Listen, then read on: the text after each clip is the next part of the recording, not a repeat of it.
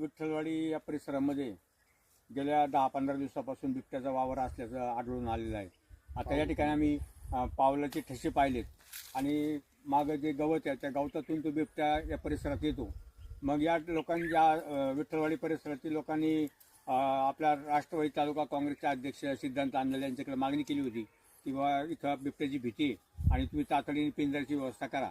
त्यांनी वरिष्ठ पातळीवर त्या ठिकाणी नियोजन लावून आज नवा पिंजरा या ठिकाणी आलेला आहे. या ठिकाणी वन कर्मचारी येणारे साहेब या ठिकाणी उपस्थित आहेत आणि इथल्या ग्रामस्थांना आज एक भीतीचं सावट दूर झालेलं आहे की सिद्धांत आंदळे यांच्या पाठपुराव्याला यश आलेलं आहे. त्यांनी या पिंजरा उपलब्ध करून दिलेला आहे. पण आता या ठिकाणची स्थानिक लोकांची एक जबाबदारी आहे की त्यांनी सुद्धा या ठिकाणी भक्ष्य ठेवलं पाहिजे तरच हा बिबट्या सापडू शकतो. भक्षकाला व्यवस्थित जागा आहे, त्याला जागा पण आहे. सिद्धांत आंदळे यांनी केलेल्या पाठपुराव्याला त्यांना या परिसरातील नागरिकांच्या वतीनं धन्यवाद.